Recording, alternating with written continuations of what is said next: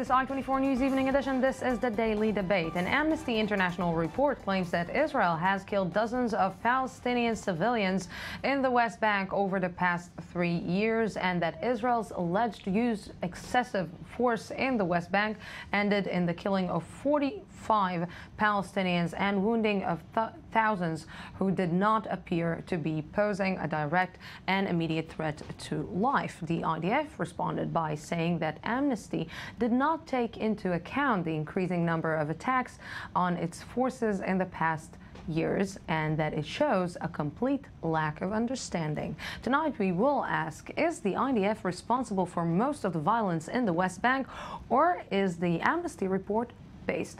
Joining me tonight is Michael Ehrlich, former chair of Amnesty International Israel and lecturer at Bar Ilan University. Good evening. Thank you very much for coming.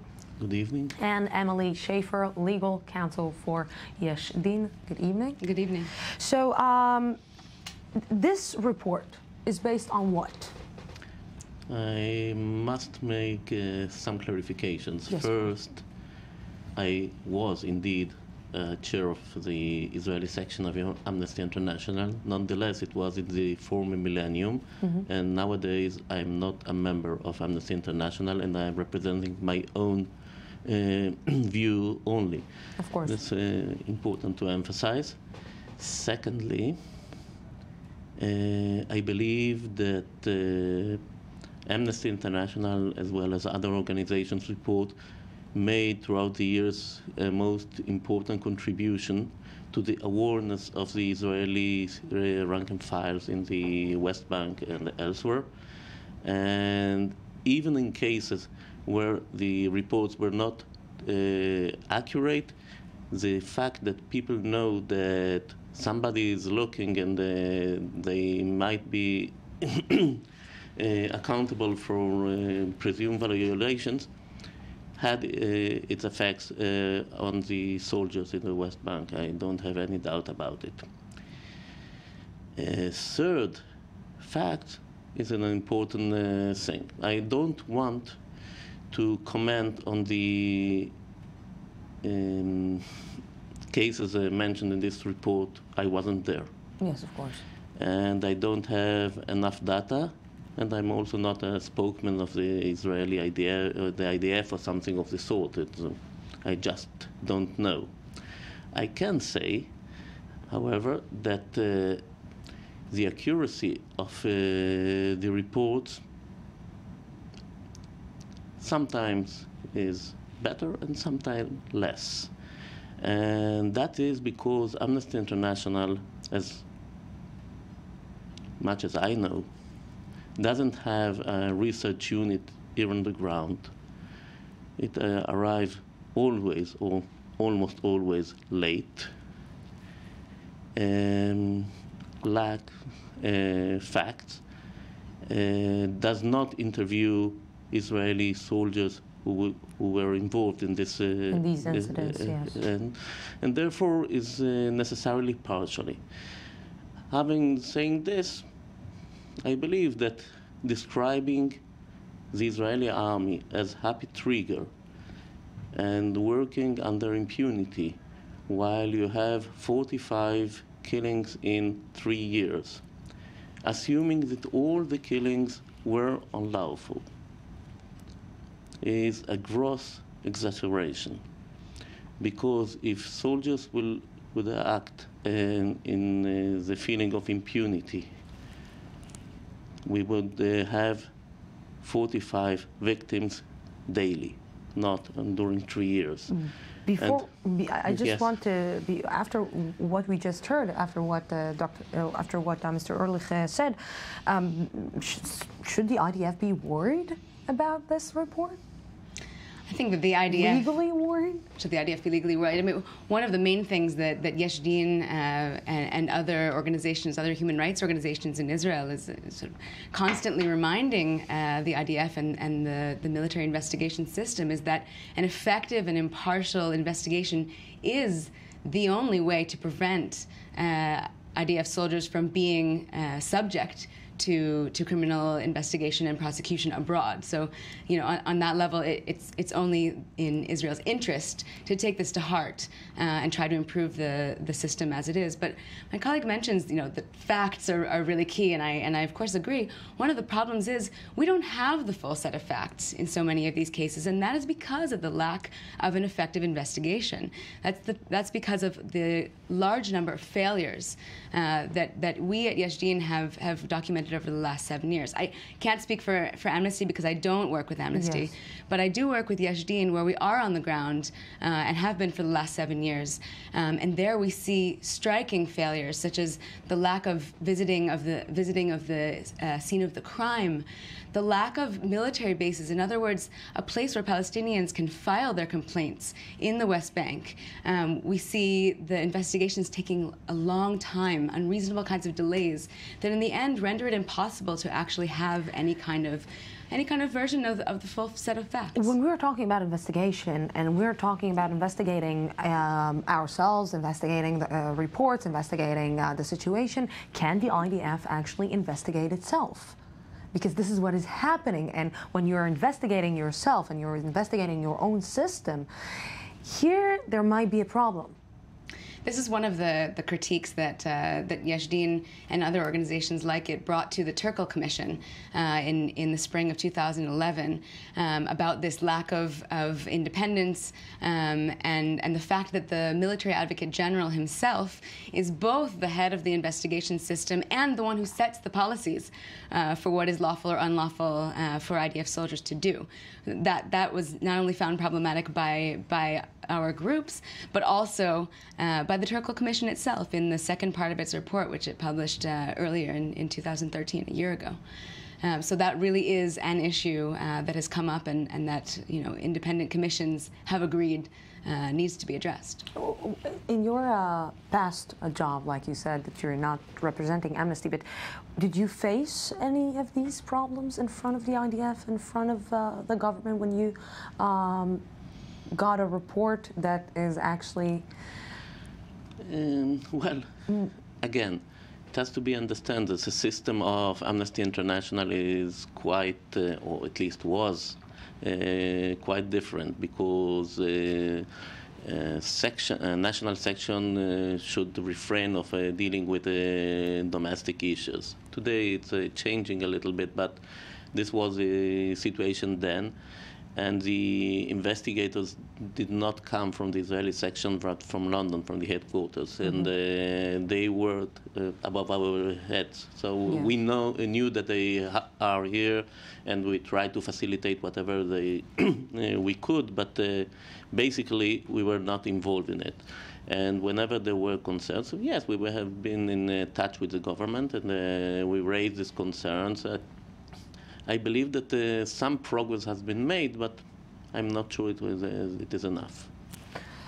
When you face a report like that, there are some claims against, like, Yesh Din and Amnesty and B'Tselem, that they're only looking at this complex situation only from one side and not from both sides. And right now we're seeing that, at least from the media perspective, there is an increasing of violence from the Palestinian side in the West Bank in the last 3 years. There's something that is happening, and a violence escalating. The situation is escalating in the West Bank. Nobody actually knows what is going to happen. How do you try to stay objective? Because right now you're facing, all these groups are facing the claim that you're not objective enough. I mean, Yesh Din's mission is to hold Israel and the IDF accountable under its international legal duty to protect the Palestinian population. So that is the perspective that we are coming from. And part of the duty to protect the Palestinian population is the duty to effectively investigate when Palestinians or their property have been harmed. Now, of course, given an increased set of violence or a violent situation, that's all the more reason to ensure that these investigations are effective in order to build confidence among the people that there is redress, in order not to allow an escalation of that violence. So we really see our role as being sort of a watchdog over the IDF's protection of that population and again, its accountability for its harm. Legally wise, how do you, for example, the events that happened today, about when the IDF is getting into a territory, Palestinian territory that is under Palestinian sovereignty. How do you deal with that? Is it legal? Is it not legal? Where does it put the IDF? Where are you, or when you're coming in investigating a situation like that, from where do you start? How does it work? How does the process work? Yes. The complaints come to us from the ground after a Palestinian has been injured or his or her property has been damaged. And we go out, we have a field of researchers who are Palestinian Israeli citizens and who are well known within the communities. We go out, take our own evidence, collecting testimony, physical evidence if there is any, and then the legal team reviews that evidence, and we examine it thoroughly to make sure that there's a founded a complaint there, and then we pass it on to the authorities, with whom, by the way, we have quite regular communication and open communication. And then, unfortunately, what we do is we sit and we wait. And in a lot of cases, it takes months and sometimes even a year for an investigation to be opened. And part of the reason for that is that in these in shooting incidents, whether or not the victim has been killed, except when the victim has been killed, yes, an investigation is not opened right away, but rather an operational debriefing is conducted. And that means that it's the IDF examining itself. Mm-hmm. Right, and that process often completely thwarts the ability for later on an effective criminal investigation to be conducted, because the scene of the crime is no longer available. The witnesses' memories have become stale. The physical evidence has gone away. Has gone away. Yes. And this is a major problem that we see over and over again. Why is there an emphasis on Israel specifically, when we're seeing that basically the entire Middle East is going up with flames? The situation in Syria, it's not even, you cannot even compare it to what is happening in the West Bank. Of course, every loss of life is a loss of life, and it's a whole world. But again, why the emphasis on Israel when you have like bigger problems to deal with? Like, you know, when I'm saying when you have, it's like when these organizations has bigger problems to deal with. First, if you look into the websites of Human Rights Watch, Amnesty International, etc., you will see that they conducted quite extensive research about Syria, Libya, Egypt, etc. in the recent years. The situation that once took place, that in spite of that nobody claims that Bashar al-Assad was a vegetarian 10 years ago or 8 years ago.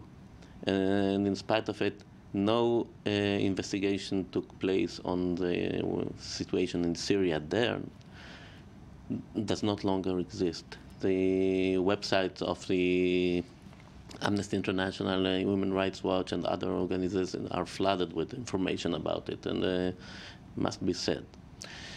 Secondly, I believe that once one of the, I believe it was the Norwegian section chair told me, I asked him the question, why people in Norwegia are so interested in about Israel. what is happening in Israel. So he said, if you ask an average Norwegian in the street, what's the name of the Prime Minister of Poland? Poland, a substantial state not far away from North. He probably will not know.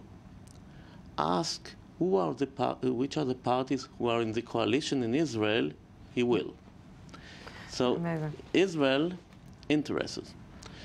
It has a lot of reasons. Some of them are the interests of people in Israel. Some of them might be pure anti-Semitism. Some of them can be because Israelis are doing a lot of noise. Is an interesting issue. And no matter what, Israel interests the world much more than other places. I don't know why. In a few words, do you have last sentences that you want to say? I think the world has its eyes on Israel anyway. You know, it's the home of 3 religions, and as we know, Israel makes the news, whether in positive light or negative light, on a regular basis. I think, you know, the world's curiosity is the main factor. Yeah, it's amazing how a small place in the Middle East just makes such noise all around the world, and everybody knows where Israel is. So I don't think that anyone can miss it. Thank you very much, both of you, for coming to the studio and for having this conversation with me. And thank you, our viewers. We're going out for a small break, 10 minutes break, and then we will be back for the I-24 News one-on-one, an update from our news desk, and then we will be back.